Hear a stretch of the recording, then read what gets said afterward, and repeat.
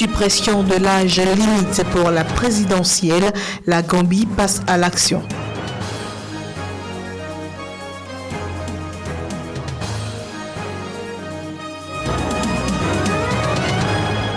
Bientôt le dialogue politique souhaité par le président Bongo. Les préparatifs ont pris fin mardi.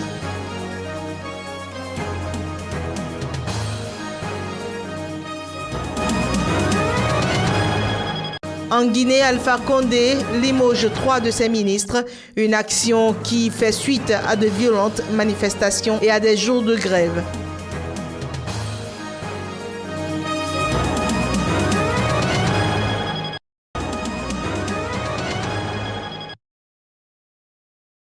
En Guinée, le président Alpha Condé a limogé 3 ministres, dont celui de l'enseignement. Une sanction qui tombe après de violentes manifestations d'élèves et plusieurs jours de grève d'enseignants. Selon un décret publié ce lundi, le président Condé a mis fin aux fonctions de ministre de l'enseignement préuniversitaire et de l'alphabétisation Ibrahima Kourouma, remplacé par Ibrahima Khalil Konaté. Est aussi limogé le ministre de la fonction publique, de la réforme de l'État et de la modernisation de l'administration, Sékou Kourouma. Ce dernier cède son fauteuil à Billy Nakuma Doumbouya, qui était conseiller dans son ministère. Enfin, la ministre de l'Environnement, des Eaux et Forêts, Christine Sagno, a également été remerciée et remplacée par Aïssatou Baldé, une économiste qui était sa chef de cabinet. Pour rappel, les écoles ont rouvert en Guinée le 22 février après 3 semaines de fermeture dues aux mouvements sociaux et aux violences. Des élèves avaient violemment manifesté pour soutenir des enseignants vacataires en grève pour être intégrés dans la fonction publique. Le mouvement était appuyé par les syndicats d'enseignants qui réclamaient aussi une hausse des salaires et de meilleures conditions de travail. Le 20 février, un accord avait été signé entre l'intersyndicale et le gouvernement, signature suivie de l'annonce de la suspension du mot d'ordre de grève et de la décision de rouvrir les écoles. En dépit de cet accord, de nouvelles manifestations violentes avaient eu lieu à Conakry les 20 et 21 février, faisant 7 morts sur les 2 jours, selon le gouvernement.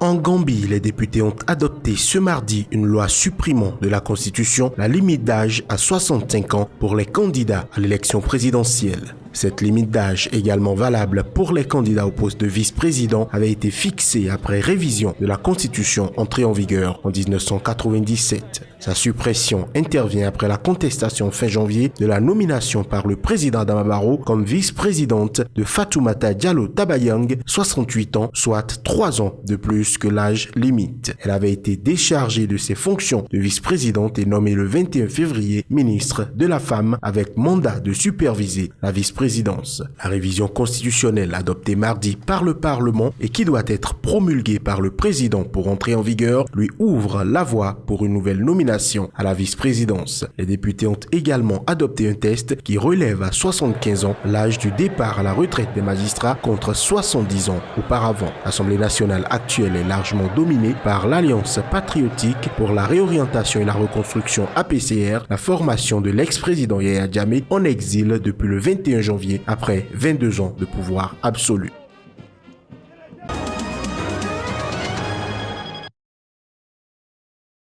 Après avoir été accueilli à l'aéroport international Djori Amani de Niamey par le ministre en charge des sports et les dirigeants du football nigérien, Gianni Infantino s'est ensuite rendu au palais de la présidence où il a été reçu en audience par le chef de l'État Issoufou Mahamadou. Son agenda sera ensuite marqué par d'abord une séance de football avec des anciens footballeurs nigériens autour du président de la Fédération nigérienne de football dans la matinée du mardi 28 février 2017.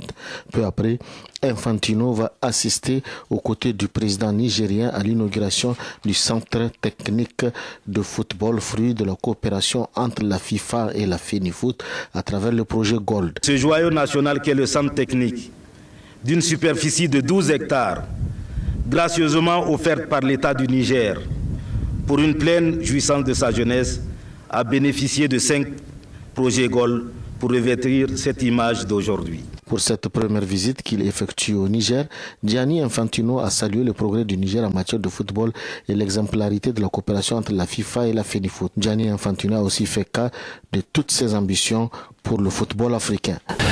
On a augmenté aussi le nombre d'équipes lors de la Coupe du Monde.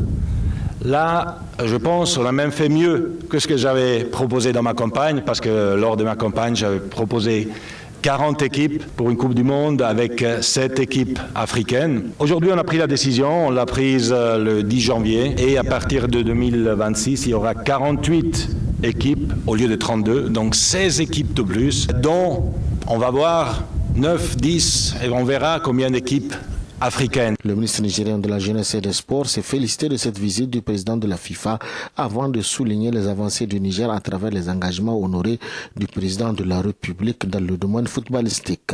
Après le Niger, Gianni Infantino poursuit son périple avec la Mauritanie.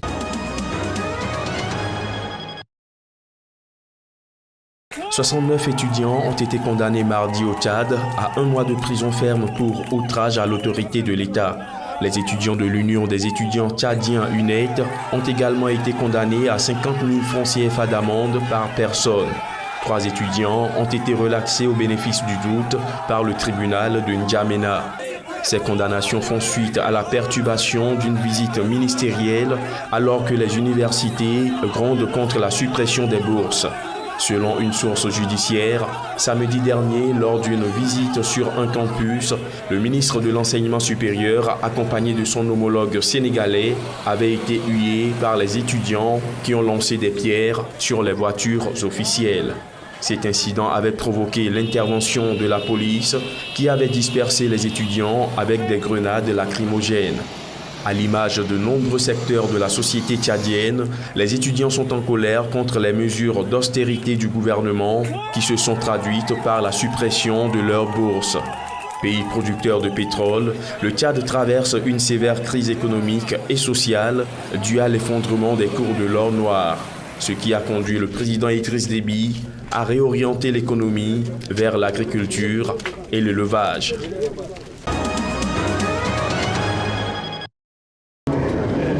Actualité au Gabon. Le calendrier politique s'accélère. Les préparatifs du dialogue politique voulu par le président Ali Bongo Ondimba ont pris fin mardi. Une main tendue que refuse toujours Jean Ping, qui n'a jamais accepté les résultats de la présidentielle du 27 août 2016. Une quinzaine de jours durant, la majorité et une partie de l'opposition se sont réunis pour réfléchir sur les travaux d'un comité préparatoire paritaire. La finalité est l'organisation du dialogue inclusif et sans tabou que souhaite l'exécutif. Ce jour est très important parce que nous venons de boucler une phase cruciale, la phase préparatoire du dialogue politique convoquée par le président de la République, chef de l'État. La prochaine phase sera la phase de lancement officiel du dialogue politique par le chef de l'État. Il faut convenir de la date avec son agenda, mais je peux dire que ça ne saurait tarder. C'est-à-dire dans une semaine ou dans une semaine tout au plus. Il y a trop de morts, il y a trop d'exactions, il y a trop de contestations. Et ces contestations sont nées toujours des élections présidentielles mal organisées. S'agissant par exemple de la présidence de la République, on va parler du mandat, parce que nous souhaiterions la limitation du mandat. Nous souhaiterions des élections à 2 tours.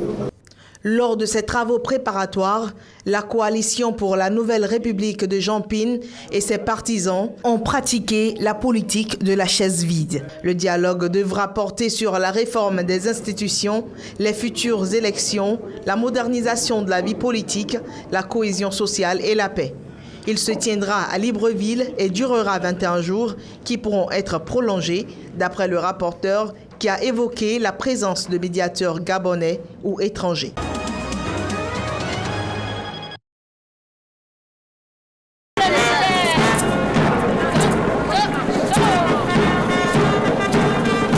Ambiance inhabituelle au cœur de la commune du Plateau. Un groupe d'enfants aux couleurs locales vient de prendre le contrôle des rues et artères du centre des affaires d'Abidjan le temps d'une parade car ce mardi est bien gras. Pour mémoire, le Mardi Gras est une célébration chrétienne avant la période du jeûne de 40 jours qui commence le mercredi des cendres et s'achève le samedi saint.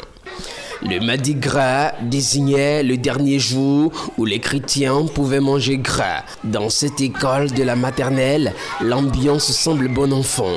Scène de fourrie par ici, scène de pugilat par là. Certains s'emparent de notre micro. Découverte des vedettes de la chanson de demain.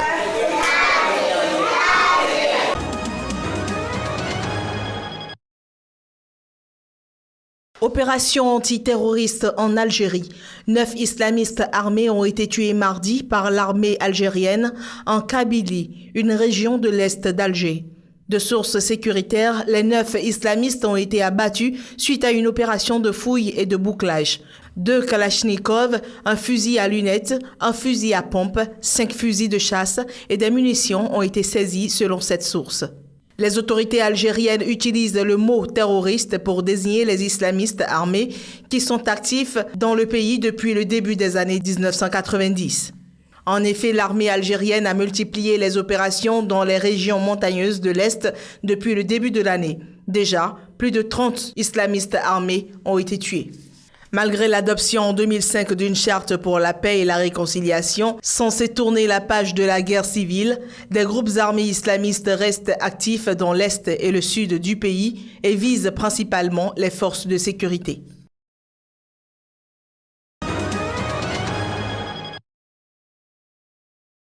Deux femmes, Siti Aïssia, une Indonésienne de 25 ans, et Doan Thi Huong, une Vietnamienne de 28 ans, ont été inculpées mercredi par la justice malaisienne pour l'assassinat à Kuala Lumpur de Kim Jong-nam, demi-frère tombé en disgrâce du dirigeant de la Corée du Nord.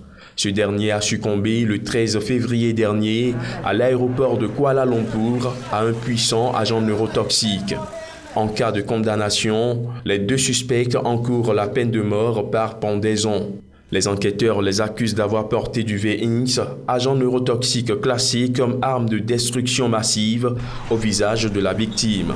Des images de vidéosurveillance ont montré Kim Jong-nam approché de dos par 2 femmes, dont l'une lui projette apparemment quelque chose au visage. La victime avait ensuite été conduite à la clinique de l'aéroport avant de succomber pendant son transfert à l'hôpital. Les 2 femmes affirment avoir été dupées et avoir cru participer à une vidéo gag. La police malaisienne, pour sa part, assure qu'elle savait ce qu'elle faisait. Depuis le début de cette affaire, la Corée du Sud pointe un doigt accusateur sur son voisin du Nord, citant un ordre permanent du dirigeant Kim Jong-un pour éliminer son demi-frère, qui était l'un de ses critiques.